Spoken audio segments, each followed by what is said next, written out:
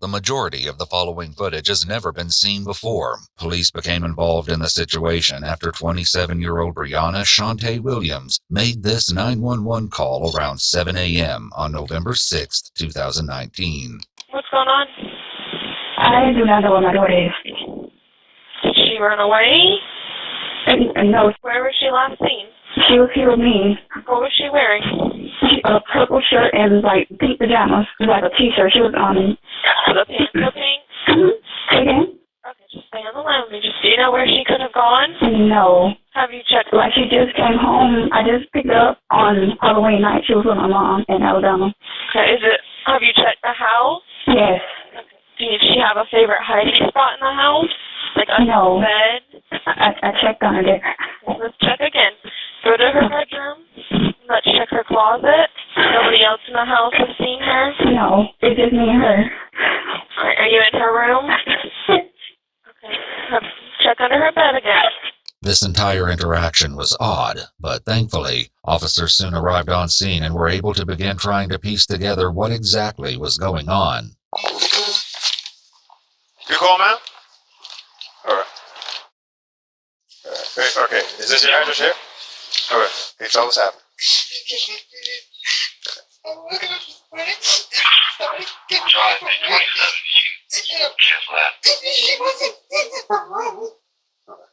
Have you had any problems with anybody?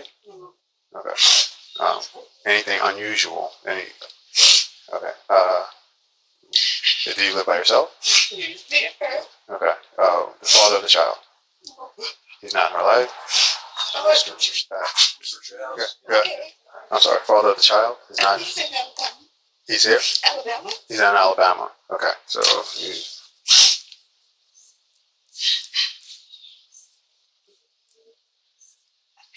any problems with anyone else as far as any custody dispute between you and him? No? Okay. Alright. Has she done this before as far as anything like try to leave or get out or mess with locks or anything like that? Okay. Show me which door was locked real quick. Oh, unlocked. Was it the back door? Okay. You're saying in or? Okay. When did you move in? I started moving stuff. Well, I signed this back in June, but the place kept getting broken. 693, So I didn't want to move everything. I was like, they can't put me in that place. Okay, when did you actually move in? In June? Or? No, like a week ago, a few days ago. Okay. Today's Wednesday. Okay. Okay. Did you move in, let's say, over the weekend? Yeah. Alright. Alright. Actually, Brianna and Taylor had only moved in 3 days ago on November 3rd. Apparently, since June, Brianna had been paying rent on 2 properties, this house and an apartment across town. Police would get into the details of why she would want to do this later, because as you can see, she seemed more interested in her phone. They said she does not go to school, She does not go to school. and we last saw her at midnight. When she put her to bed. Who normally takes care of her when you're not available? Well, I'm not, she's with my mom. Where's your mom at? In Alabama. Well, I'm just saying, because she's not in school, like daycare-wise. Where she go? So she was with my mom. I just picked her up on Halloween. Okay. Halloween was actually a week ago, so she didn't exactly just pick her up. Grandma. What's Dad's name? Good State. Officers managed to get Brianna off her phone long enough for her to share contact details for Taylor's grandmother and biological father. Both Taylor's grandmother and biological father would need to be followed up with, but right now, the focus was kept local. Law enforcement from all over the city started to arrive on Ivy Street as several of the first responders searched the house. While they didn't find any obvious evidence, they definitely noticed a few things out of place. It's kind of odd. She had it. Right. There's more than one gun out. But the guns were out? Yes. So you see right now, there's guns that are out. Okay. Shotgun out, pistol out, and then there's an empty holster on the kitchen area. Taylor's bed, a pair of slippers, and an open box of crackers were found in one of the bedrooms. Her jacket and backpack were in the kitchen, next to a pack of unopened air fresheners. Besides this, though, there was nothing. No toys, no drawings, no family photos. The police likely had to wonder if this was just a reflection of the recent move, or possibly something more sinister. When looking closely at Taylor's bed, police noticed a reddish-brown substance on the side of the plastic headboard. A similar stain was found on the bedroom door.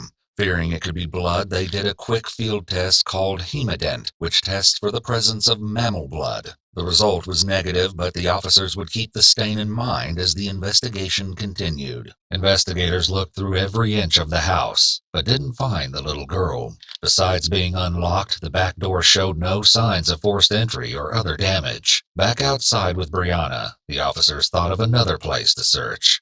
Is this your vehicle? Okay. Can you open it up for me? Does she have a favorite toy or anything like that she's on the text with her? Mr. Bear? There were more signs of the little girl in the car than inside the house, including a pink unicorn in the back seat. Something about the car, though, made the officer pause.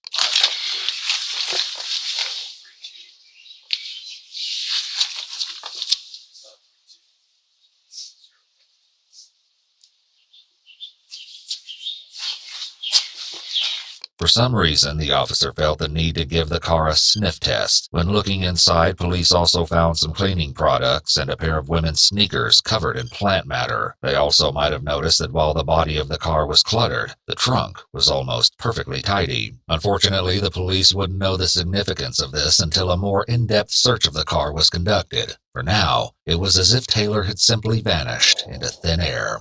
All units be on the lookout for Taylor Rose Williams.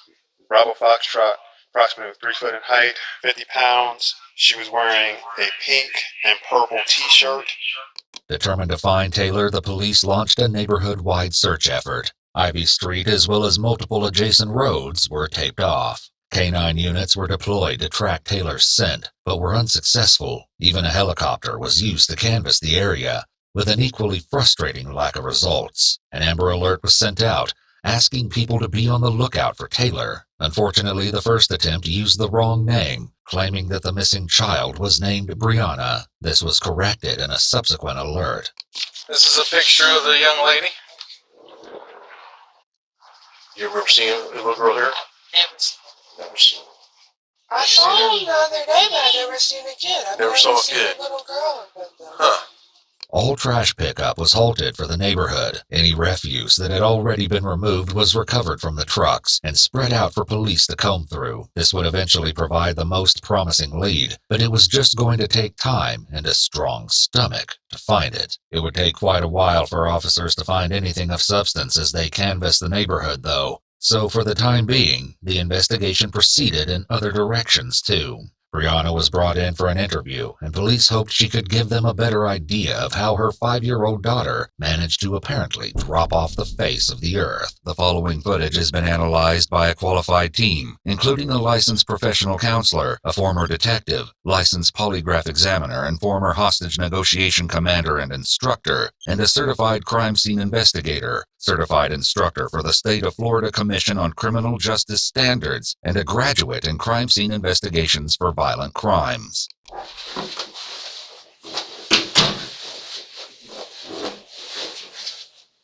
Almost immediately, it looks like she gets comfortable, as if she's ready for a nap. Her daughter has been missing for hours, yet she doesn't appear panicked. Frequently, when a child is missing, a lot of officers' efforts have to go towards calming a parent down. But clearly that wasn't the case here. This was just the beginning of Brianna's strange behavior. After almost 45 minutes, detectives arrived to speak with Brianna, disrupting her apparently peaceful slumber. Hey, Brianna. Back again. You alright? You need anything? Water or anything? You okay? You need to go to the restroom or anything? You good? You sure? Alright. I'm sorry we had to meet under these stressful circumstances. I'm gonna, also worried with our missing persons unit, right? Well, based on the investigation, the age of your child, and everything going on, I'm also a detective, but I'm assigned to our cold case unit, which also I'm part of the CART team, which is the Child Abduction Response Team. So, and I don't want to stress you out on that. Listen to me. Look, I just want to explain what I do, all right, and what resources, okay? I mean, Nursing Persons is doing an outstanding job. We can extend a little bit more than that, okay? And we have a little bit more specialty on that. So that's how I get involved, because we don't know what happened, okay? We don't know what's going on. We don't know after she left out of the house what happened to her. So this could be a criminal investigation. You understand what I'm saying? Now look at me.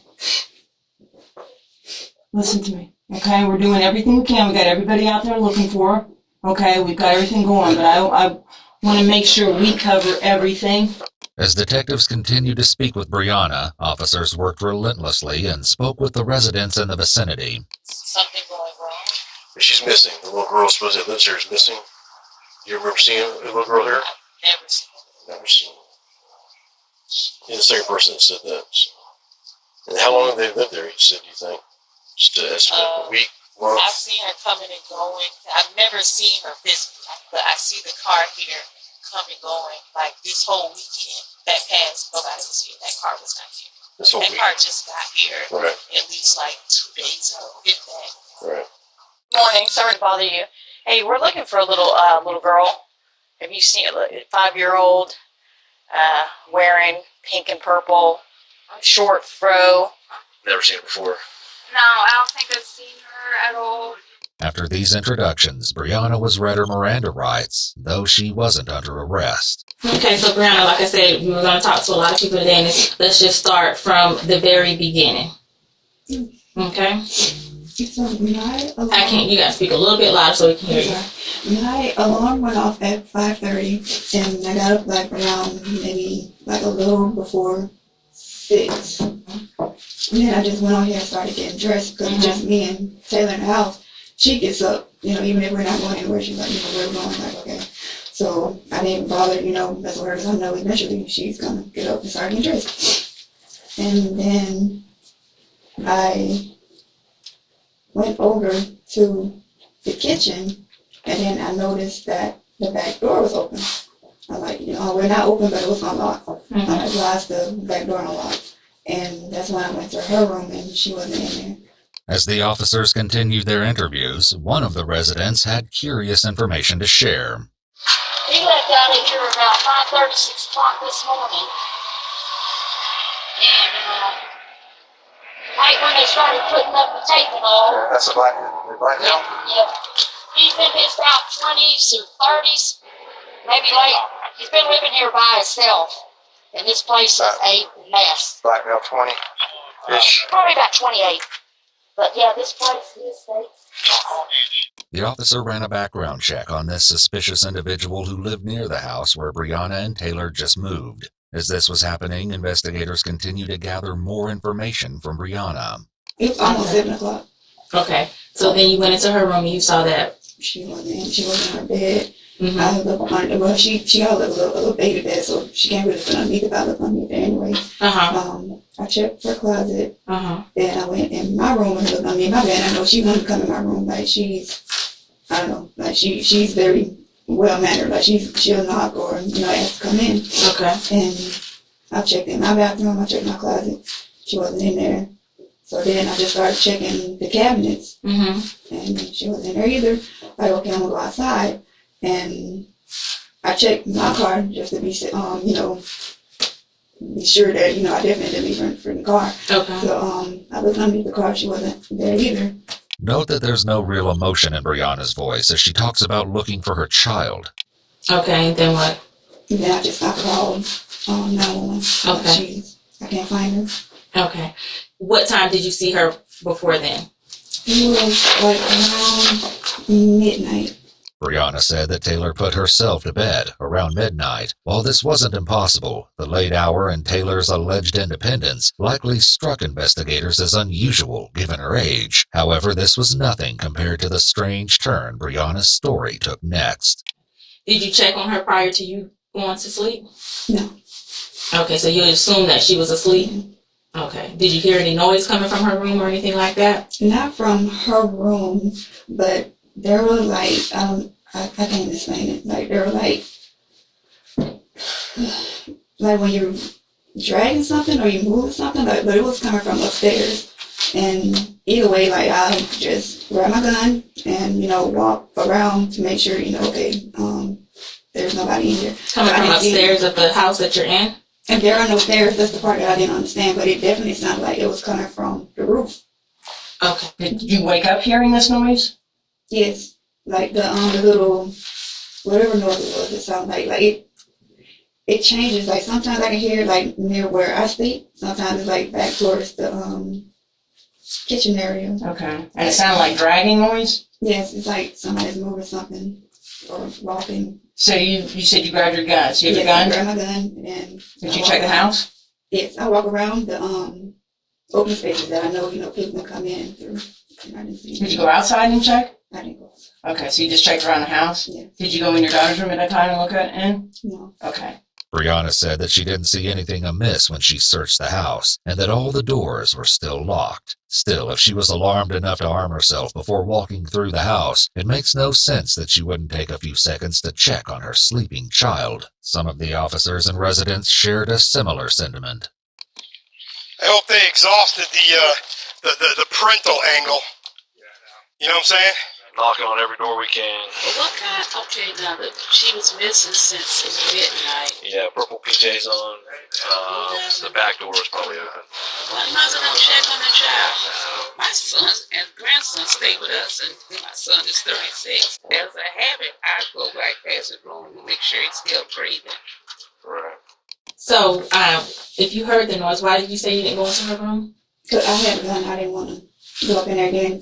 She got bars on her window, so I just like, you can't get in there. You said you don't like guns around her, but are they laid out like that? So she's Not normally. Like when she's sleeping, yes, I put them out because, like I said, like the place been broken into, so I sleep with my guns like right there. Police left the matter alone for the time being and switched to a different topic. Once again, though, the conversation didn't go as they were likely expecting. What do you think happened this morning? I don't know. Where do you think she's at? I have no clue because she wouldn't leave.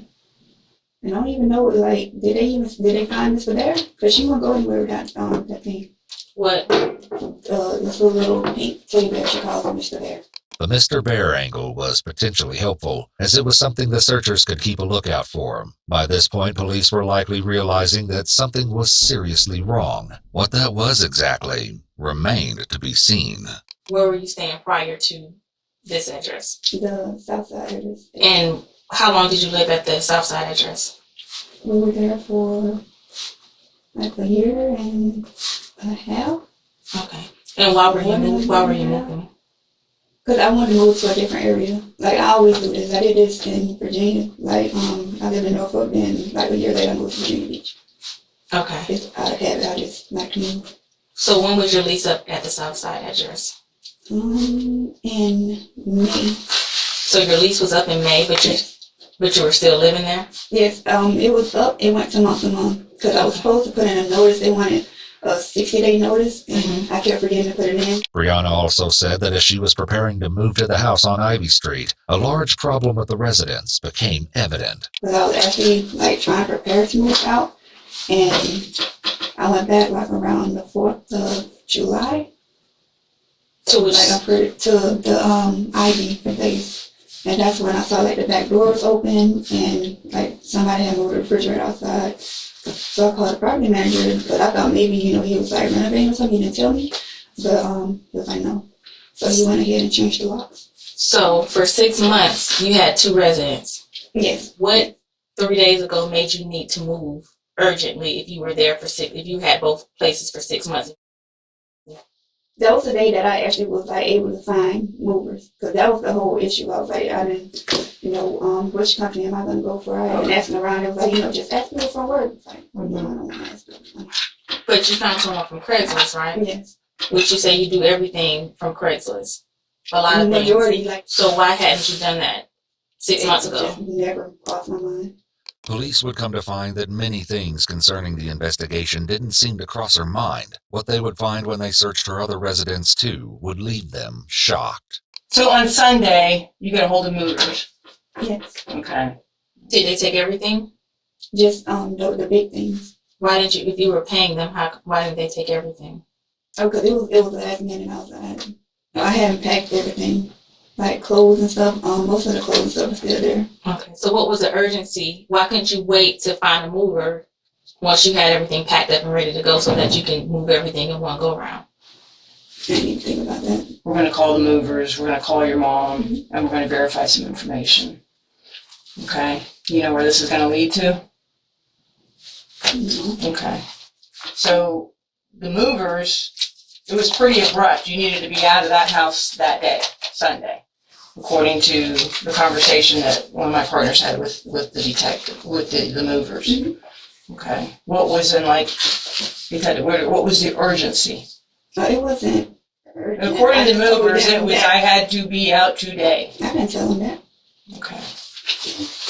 All right. Nothing Brianna is saying is making sense, and it's hard to believe she would think the detective would believe her, but they don't confront her yet. Anybody take care of the 5-year-old, of your daughter? Here, no. Well, she was going to the CDC on base. Okay. So she kindergarten and the CDC. When was the last time she was at CDC? I'm sorry if I'm asking you some questions. Like May. Last year in May? June, yeah. When police checked with the daycare on base, the administration office told them that Taylor had last been there on April 27th and was officially withdrawn shortly after. They also shared that Taylor had previously been in speech therapy. When police checked in with the therapist's office, they likely noticed a concerning pattern. Taylor had attended regularly for 13 weeks, but then never came back. After 2 no-show appointments, she was discharged from the system at the beginning of May. And I understand she was in Tuscaloosa? Yeah, she was with my mom. Okay. Your mom, who's your mom? Carissa. Carissa. And how long was she in Tuscaloosa? When did she go there? Off and on. She's been there pretty much all summer, actually. So you went down there to pick her up and brought her back here for one day? Over the weekend. And then because it's only like 7-8 hour drive. I used to drive from Virginia to Alabama over a weekend, and that's 17 hours. Okay. So you bring her back on the 31st. How long was that visit? That one was since the beginning of October. So the full month she stayed in October with your mom, Carissa. And prior to you dropping her down there October 1st, or the first part of October, when was the last time she was there before then? Like the first week of September she was here. Mm-hmm. I think whenever the storm hit. Would your mom be able to tell us what days when she last saw your daughter? I think we have her number, right? Yeah. So if we call her, she's going to say that she saw her in the month of August. Yeah. Okay. Brianna had no way to know that the police had already spoken with her mother, and they would confront her with what Carissa told them soon enough. Okay, so when she was here with you, during the weeks or weekends and you had to work, who was watching her? Oh, no, like when she was here, like those days that I'm off. So no one is watching her besides me. So since you've gotten back on the 31st, you have not been to work? No, Okay. I'm still on leave. Well, I'm on leave until this morning.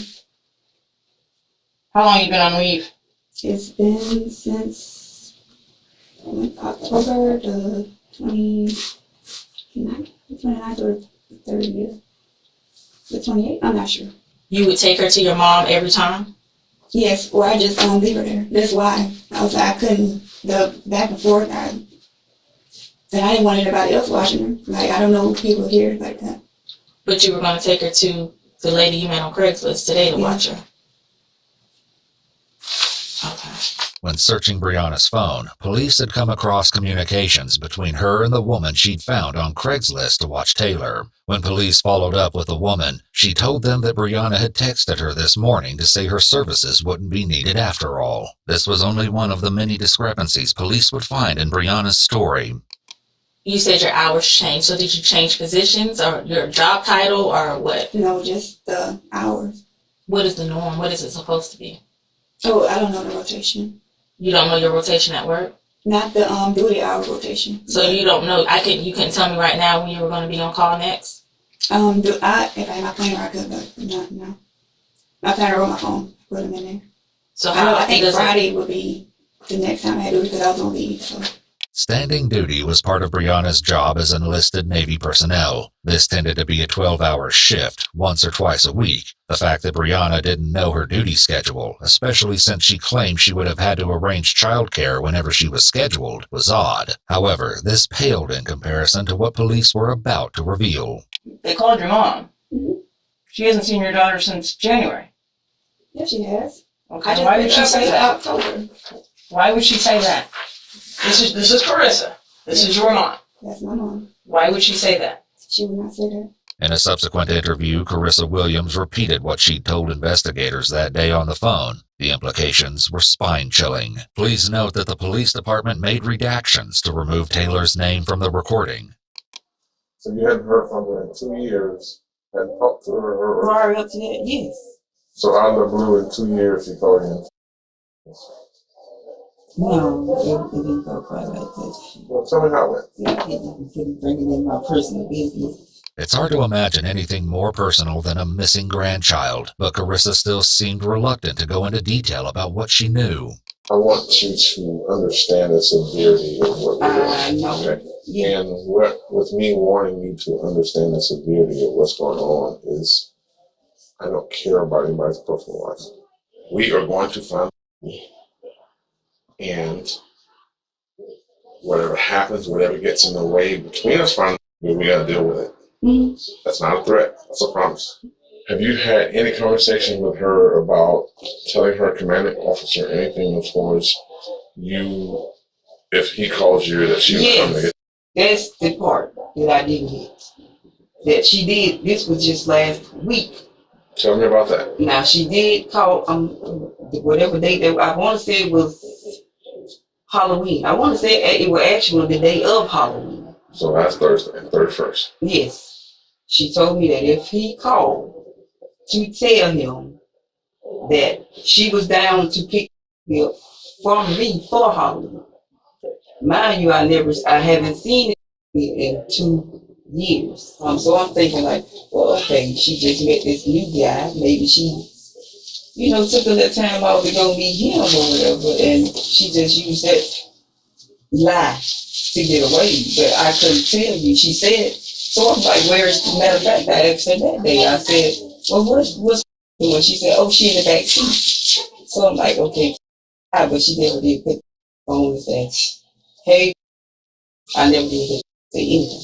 Police followed up with the man Carissa alleged Brianna had recently started seeing, particularly since Brianna hadn't mentioned him, and in fact insisted that she didn't have a boyfriend. However, he didn't have much information to share. He was only vaguely aware that Brianna had a daughter, and assumed that the little girl had been staying with her father when he and Brianna were together. When police checked with Taylor's father, Maurice, he hadn't seen the little girl lately either. All he could tell them was that the last time he did see her, at the funeral for Brianna's grandmother, he didn't think she was being fed enough, as she was very small. He added that he had a difficult time checking up on Taylor after that, though, as Brianna changed her phone number frequently. Maurice provided investigators with a DNA sample and said he was willing to assist in any way that he could. Back with Brianna's mother, Carissa told police that she'd previously watched Taylor for extended periods of time, but that ended when Brianna enrolled her in daycare on the naval base. The last time she'd seen the little girl in person was also at the funeral for Brianna's grandmother.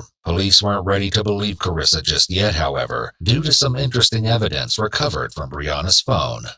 I can tell you it's pinging at a tower in the vicinity of this area that it's pinging off of. What's throwing us for a loop right now is if she's living in Jacksonville, why is her phone pinging all the time? Despite this, Carissa swore that she hadn't seen Brianna or Taylor on Halloween. Police were still working on downloading the data from the GPS in Brianna's car to determine an exact route, so soon enough, they would know for sure who was telling the truth. The search of Brianna's phone turned up something else concerning, too. Police found a text message conversation in which Brianna had told a former co-worker in Virginia that Taylor had become a nightmare, as she was, according to her, stealing food and misbehaving. In Alabama, Carissa was so adamant of her innocence that she got Brianna's father, Wayne, on the phone to join the discussion and brainstorm what might be going on. I don't understand why she would even lie and say that she was picking for me. Man, she lied on me. I never been in trouble a day in my life. She is lying. She's trying to cover up something. Not sure what it is. She is lying. Well, you have no idea what she's trying to cover up, though. I have no idea what she's trying to cover up. That's the one thing I don't know. Someone was lying, but whether it was Brianna or Carissa was yet to be determined, as was the exact reason of why. Investigators would follow up on the Alabama lead, but as promised, also caught up with the movers Brianna had hired on Craigslist. They had nothing reassuring to say either. They never saw you, Don. They never saw you put her in the car. They never saw her at the other house. They never saw her. Why is that? I didn't want them to see her. Why not? Because I don't know them like that. Well, I mean, you're not introducing me to her, but how did you leave her at the house on Southside and then go to Ivy without her? They never saw her. They never saw you put her in the car. So what happened? Nothing happened. Well, where was your daughter?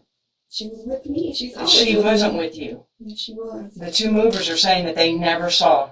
They heard water running and you said that she was in there, but they never saw her. If what the movers were saying was true, it seemed like Taylor hadn't been at either of Brianna's residences. Carissa said she hadn't seen the girl in 2 years, and the child care records on the Navy base showed that Taylor's attendance became spotty throughout the month of April, and she was officially withdrawn back in May, around 6 months before she was reported missing. A new horrifying question was quickly coming to the forefront of the investigation. When was the last time anyone besides Brianna had seen Taylor? Shockingly, the little girl's mother wasn't inclined to help answer this question. I'm done with this. I don't want to talk about it. Just say I'm done, because you're lying to me now. So how am I lying to you? I'm not lying to you. You just said that my mom, I literally picked my mom, not my mom. I'm just telling you what my partner said.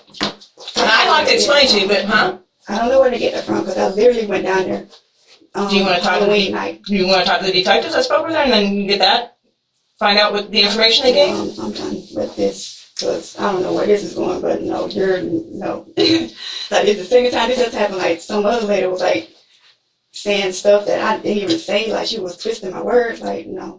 Brianna has no idea that her odd behavior was quickly becoming the least of the police's concern as they were searching her apartment at that very moment. Just like they'd done at Ivy Street, police canvassed the area and talked to Brianna's neighbors. Disturbingly, very few of them recalled ever seeing a little girl. One man who did, named Carlos Johnson, said he found Taylor roaming the apartment complex unaccompanied back on April 17, 2019, looking for her mother. He took her home only to find her wandering the parking lot again a few days later. Carlos said that Taylor didn't appear frightened or distressed, like the situation was familiar to her. He also told police that he would see her waving at him from her window at times when Brianna's car was gone, suggesting to him that the little girl was alone.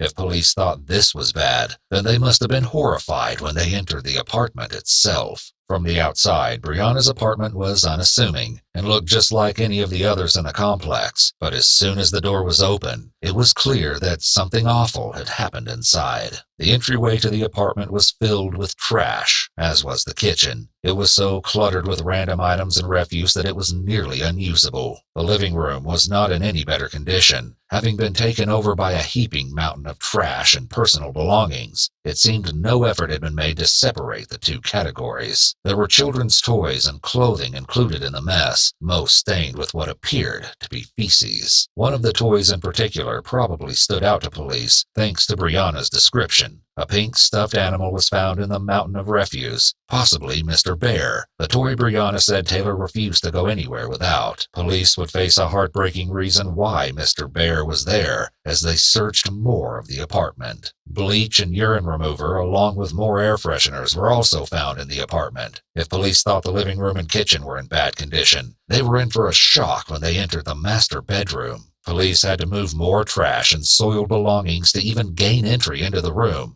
The carpet was encrusted with filth, which appeared to include more human waste. When they opened the closet, the situation changed from merely disgusting to horrific. Just want clarity later, but not. It's a late day. I just want my baby home, and that's what we're trying to do. Well, the whole thing, because there is no way my mom would take it. She hadn't seen it since January. Like what? And that's why I'm asking you. Do you want to continue to talk to us about what's going on? Not right now. No, like this is not too far. Like my grandma. Okay, so you don't want to answer any questions as to the whereabouts of your daughter? I don't know where she is. If Well, and I'm trying to get the background. Yes or no? I've told you everything that I know. Like I don't know. But you don't want to answer any more questions? Here now. My mom's on the way here now. Okay. Do you want to answer any? Talk to her when she gets here. You can talk to her when she gets But you don't want to talk to us anymore? I do not want to talk to her. Okay. I need to call my job. Well, we'll take care of that for you. Do you need anything like a bathroom or water or anything like that? I need to talk to legal. Because I was going to talk to them about the lease. Okay, do you need water, do you need a bathroom or anything like that right now? If you need anything, knock on the door.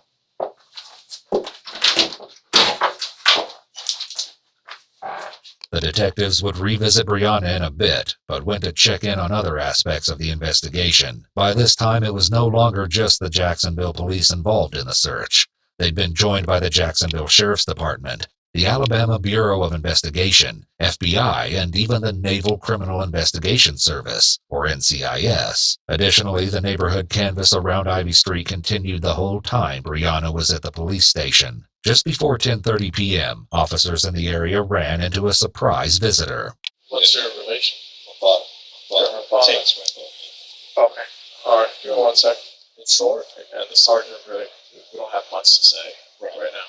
If you want, you can go down that way. Okay. Towards the command post and, let them know your relation. But they don't have any information. Back at the police department, Brianna was still in the interrogation room. If she was worried about her daughter or even concerned about what police might find when searching her apartment, she did a fantastic job of hiding it.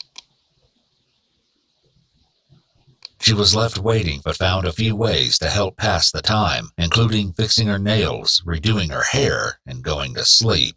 4 more hours went by, during which Brianna again attempted to get some sleep in the interrogation room.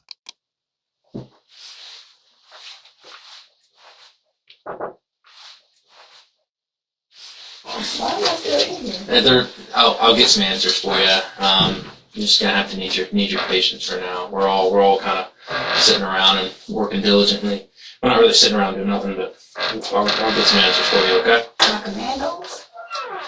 Yes, I do believe so. I've been here all day. I know. Just be patient with us, please. Unluckily, when a fresh set of detectives came in, it seemed 8 hours of timeout hadn't made Brianna any more cooperative.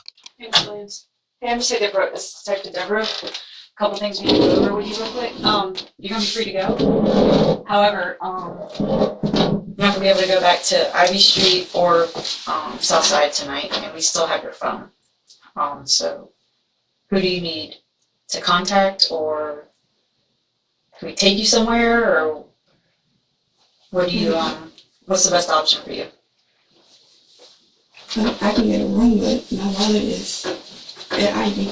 Brianna never came up with any options of her own, so the police called her command, who sent a petty officer from the base to come pick her up. Notably, over a total of more than 11 hours spent at the police station, Brianna never once asked for an update on the search for her daughter. When Brianna's mother, Carissa, heard about her daughter's lack of cooperation, she was perplexed. Why wouldn't she want to talk when her is missing?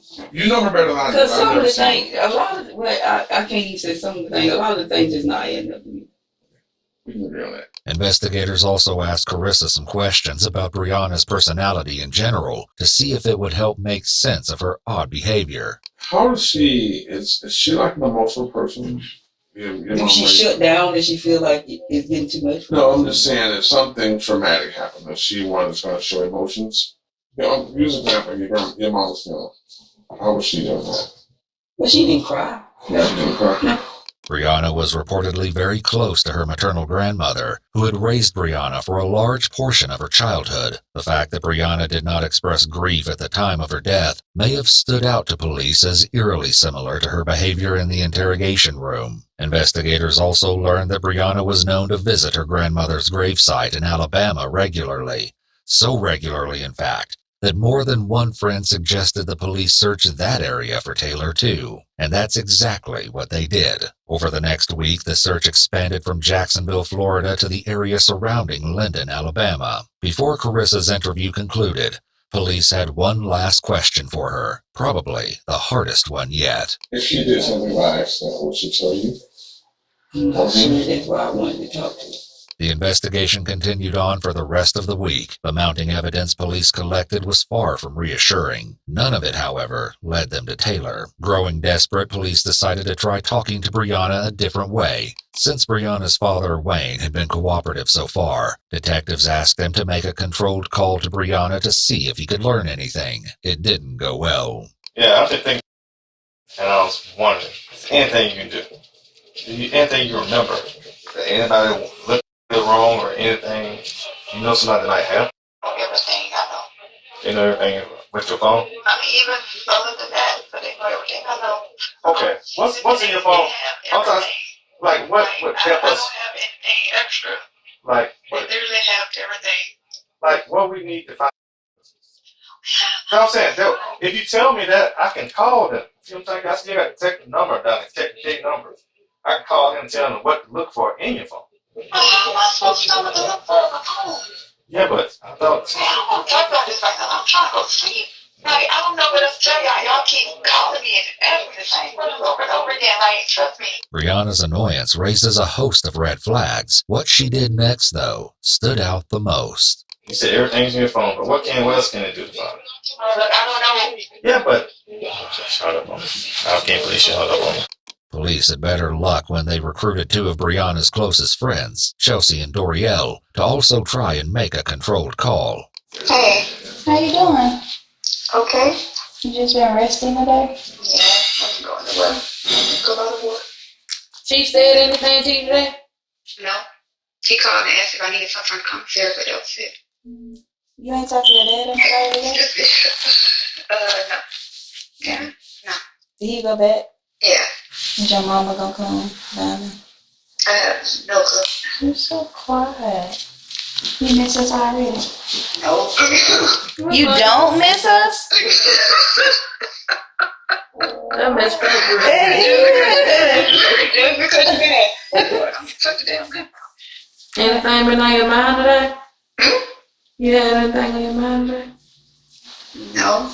With Taylor's disappearance so fresh in everyone's minds, there had to be a reason that the case wasn't weighing on Brianna. As was becoming typical, she didn't seem inclined to share what that reason was. Like, ain't no, like, coverage on Taylor no more. Like, everything kind of, like, died down. Like, we, like, super kind of nervous that they just count them in the, like people didn't forgot. Like, basically, they just, like, they moving on in the world. And what? They just gonna forget her? we need you to say something because, like, that's the only thing I feel like that'll bring, like, some light back to her story. Some. Yeah, we really just want to know just what's going on. We still, like, you know, we're going to be there for you. We want to be there so we want to know what's going on for that closure. I don't even know what's going on. You ain't heard nothing? No, like, nobody talks to me. Like, the only time somebody call for me is, like, oh, what y'all doing? I'm doing. I don't know. I'm pretty sure my chief is doing it to make sure I'm not ending off myself. Because he calls, like, very randomly. People come knocking on the door, like, oh, you're not home level for, bro, you know what room this is. Like, don't do that. Yeah. Especially you're the CDO, too. Like, you're the, the duty person. Yeah. I know why you're here. Don't act like, you just popped up here. Time would soon reveal that the Navy command had been more on top of things than anyone could have imagined. Brianna's co-workers weren't the only ones who'd been attempting to check up on her. Did your mama come down there? Because she had told us that, well, she had told your daddy that she was coming down yesterday. She been coming since Wednesday. That's about to say she's been coming there since the day that it happened. But, like, she just... Like, I've given up on her. Like, I don't know what the hell going on with my mom. I think you might need to ask her, like, why y'all stories different. Like, why you saying that if she, she really was here? Mm-hmm. What that's about? You need to ask her that. Do you think I'm gonna get a true answer? That's all this. I don't know, but you don't want at least want to know why she's saying that? Like, what is her I reasoning? mean, I do, but do y'all really believe she's gonna tell the truth? She hasn't told the truth yet. I don't know what her reasoning is for this, to keep the lie going for so long. Cause I mean, it's too late now. She can't backtrack. Chelsea and Doriel then asked Brianna about the possibility of there being evidence in the apartment she left when she moved to the house on Ivy Street. Do you think it's something maybe in the old apartment that they'll find that'll help? Like, no. Because if they did, they would have found her. Remember, they closed up both of them. They've been closed up for 3 days, 4 days, almost a week. Police had, in fact, found shocking evidence in Brianna's apartment, specifically the bedroom closet. Brianna had to have guessed what they'd found, but still chose to remain silent on the matter. So, Brianna, you hadn't thought about, like, her just being out there by herself? You know she's scared of everything, like, that. You don't think about that? I don't want to think about that right now. I mean, well, I've been thinking about it. Okay, then don't know about that. It's cold. That's kind of why I think I can't sleep knowing that it's, and you know how innocent she was. Like, she really cling to the people she know. I think that's why it's eating me up so much. Hauntingly, Brianna's only response was silence. if he think it's a good idea, would you be okay talking to detectives again? Yes. Yeah. The same ones, or you want some new ones? Oh, yeah, no, not that lady. Okay, bruh, that's what I was gonna ask you, man. Not talking to that lady. Based on Brianna's lack of cooperation and some other concerning evidence that would be addressed soon, police decided to place her under round-the-clock surveillance. It didn't take long for this to pay off. Early on November 11th, just 5 days after Taylor went missing, Brianna was seen donating some of Taylor's belongings. This included stuffed animals, clothes, and even some unopened packages of toys. Around the same time, the efforts of all the officers digging through countless heaps of trash finally paid off. They stumbled upon a box addressed to Brianna, along with certificates from the Navy with her name on them. This wasn't what they were most interested in, however. Also in the trash were several notes from the daycare center on the Navy base, requesting a change of clothes and a toothbrush for Taylor. In the trash, police also found several art projects, which police assumed had been made by Taylor. One of the projects was a handmade card from Taylor to her mother. Why Brianna didn't want these items, especially when her daughter was missing, was a mystery. There was also still the issue of what was discovered in the closet in Brianna's apartment. To say it was disturbing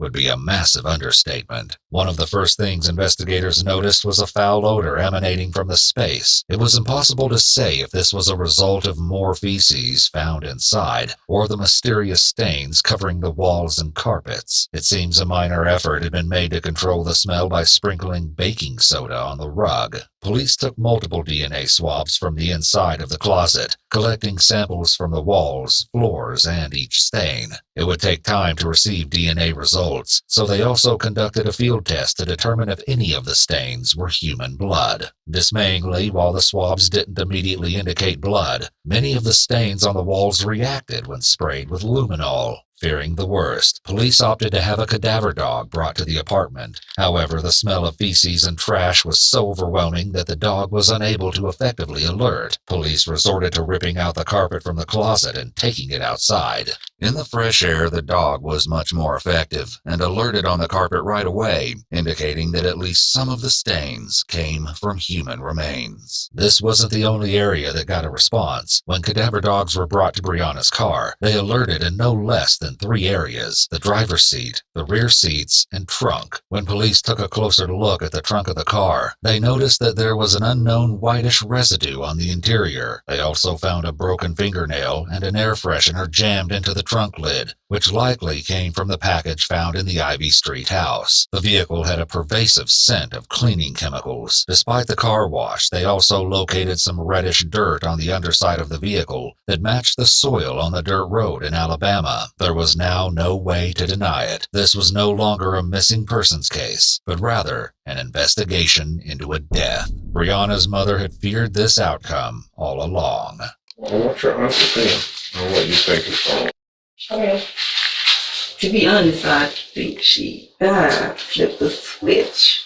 What would really make her flip the switch? She don't have a problem. I never read. Are you aware of it though, whether you witness it or not? you aware of it? I haven't been problem, even though you're saying you haven't witnessed it, are you aware that she has one? What make you think she does? So I would say that speaking with her dad, he just totally. No, he just said, she gets angry at like the simple things. He just asked her to tell his girlfriend thank you, and she got so mad that she just blocked him on all social media and completely stopped talking to him. Police plan to place Brianna under arrest on November 12th, following a final gruesome discovery. The charges she faced at this time were child neglect and providing false information to law enforcement officials. Her chief was sent to pick her up on base and bring her to the police station for booking. However, no matter what he may have expected, what happens next is so shocking, it must have shaken him to the core. I hate watching bad news, stuff like that on the news, and I hate going back and forth with it, everything's going on. But, now they're saying that you're a person of interest now. I mean, shit. Hold up. Oh, shit. You all right? Should I have some napkins or something? You okay? Oh, shit. Yeah, take that.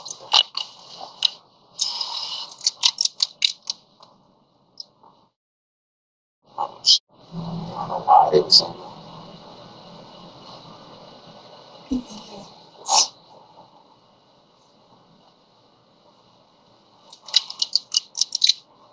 Let's take some.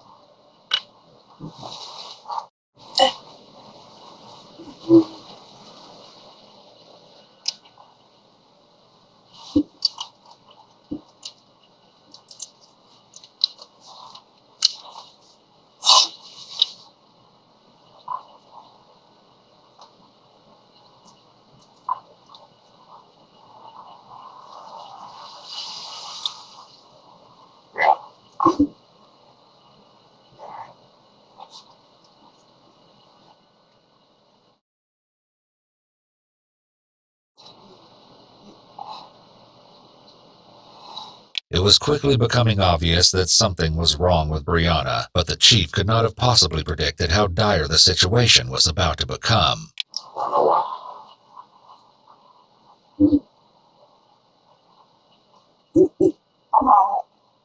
I don't know why exactly they would say something like that.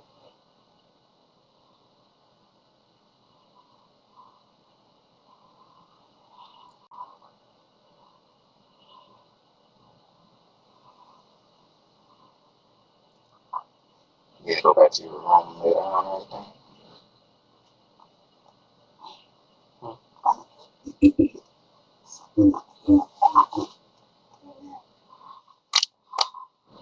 Say,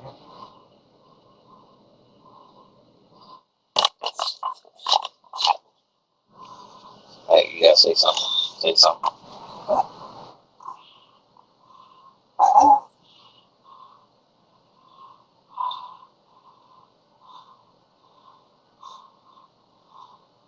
You need to go to medical. Williams, are you okay?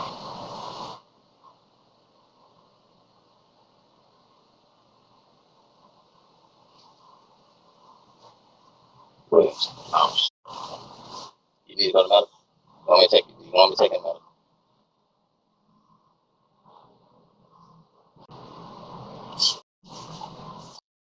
There was only so long the chief could wait for a coherent answer before he decided he needed to take action, and it wasn't a moment too soon, because what was coming would likely stay with him for the rest of his career, if not his life. Sorry.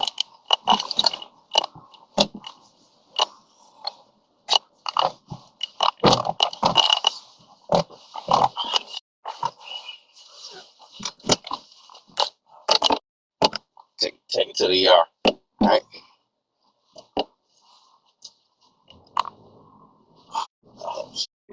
No, Williams,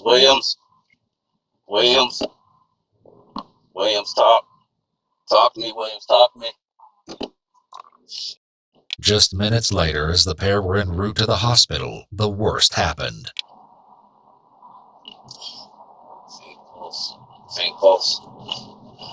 Faint pulse.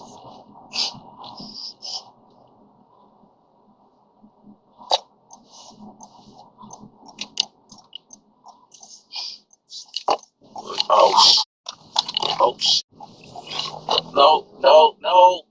Oh my God. Oh my God.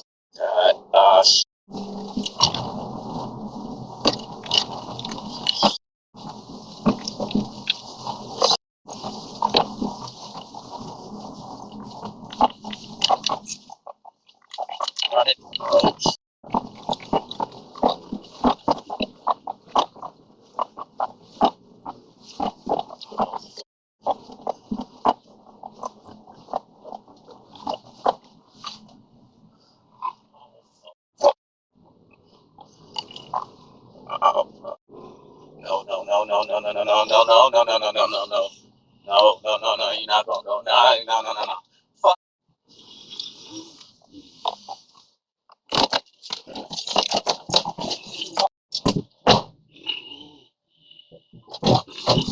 Come on, come on. You ain't going to get like that. Come on. Shot.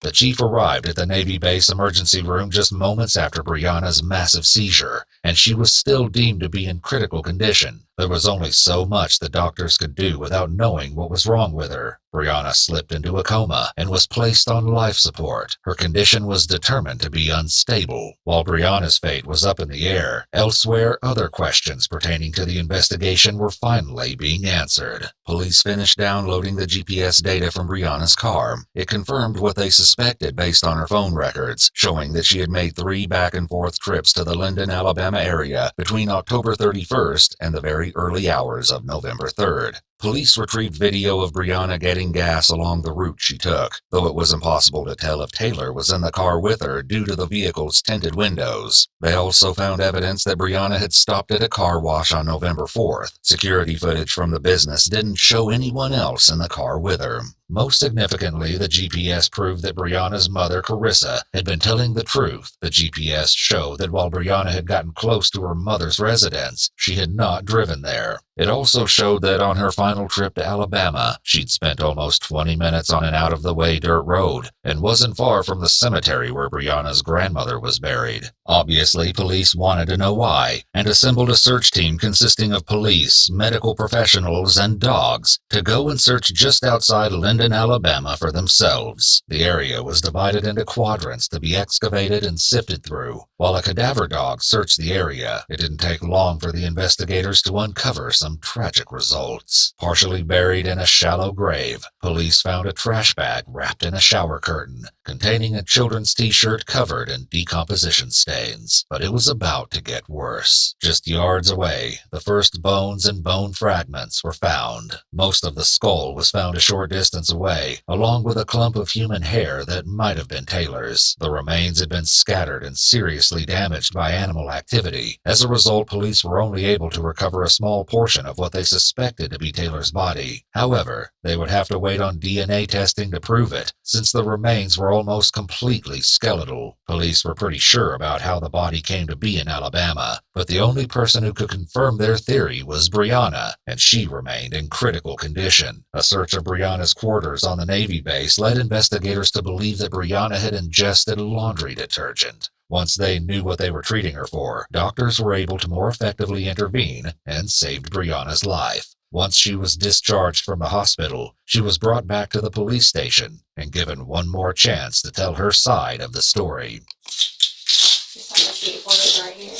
Do you drink coffee or anything? You want coffee? Soda? Water? Nothing? Okay.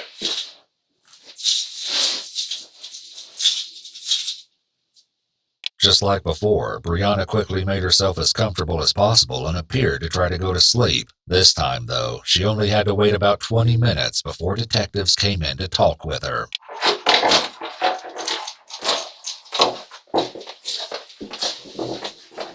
Yeah. Good morning.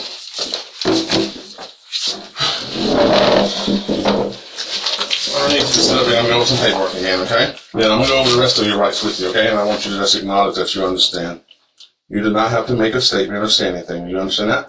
I'm gonna need a yes or no, okay? Is that a yes? Okay. The detectives advised Brianna of the rest of her rights once again. Hey, Brianna, did the nurse assist you with your throat issue that you were telling me about at the hospital? A little bit. Does it feel better today? Not complete. Are you normally just quiet all the time, just real low key, don't do a lot of talking? I am too. I'm kind of shy. Can you tell? Can you tell?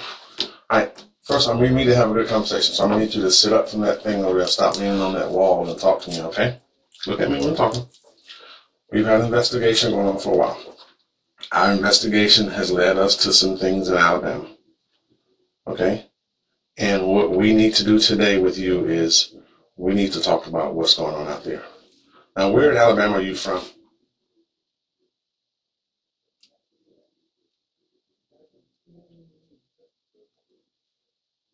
Are you from Alabama? Is that a yes?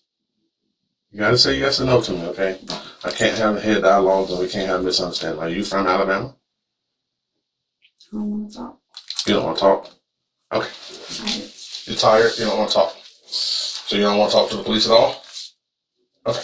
With that anticlimactic end to the interview, Brianna followed her pattern of behavior throughout the case and went back to sleep. Ultimately, police didn't need Brianna's cooperation in order to answer their remaining questions. 4 days after this failed attempt to speak with Brianna, on November 25th, DNA testing proved the remains found in the Alabama woods belonged to Taylor. As a result, Brianna was now facing charges of murder. Due to the poor condition of the remains and the fact that the searchers were only able to recover about 10% of Taylor's skeleton, it was impossible to determine a cause of death. However, analysis of her tooth enamel and skull showed evidence of serious malnutrition. They also couldn't provide an exact time of death and were only able to say that the little girl had passed anywhere from several weeks to several months ago, between May and November 2019.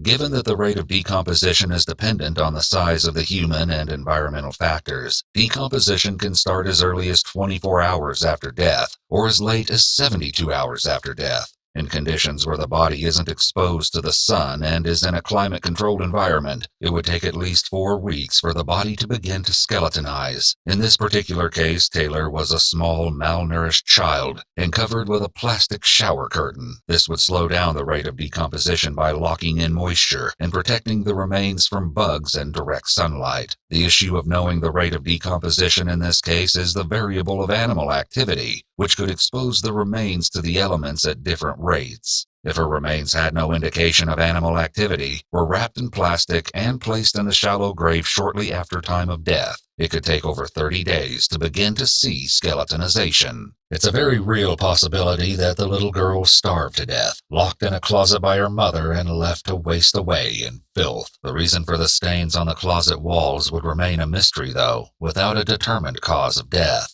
In September 2022, Brianna pled guilty to second-degree murder. Though her attorney repeatedly requested she face a reduced sentence due to her exemplary military record, she was sentenced to life in prison. Though her incarceration will do nothing to bring her daughter back, at least justice for the innocent little girl was served.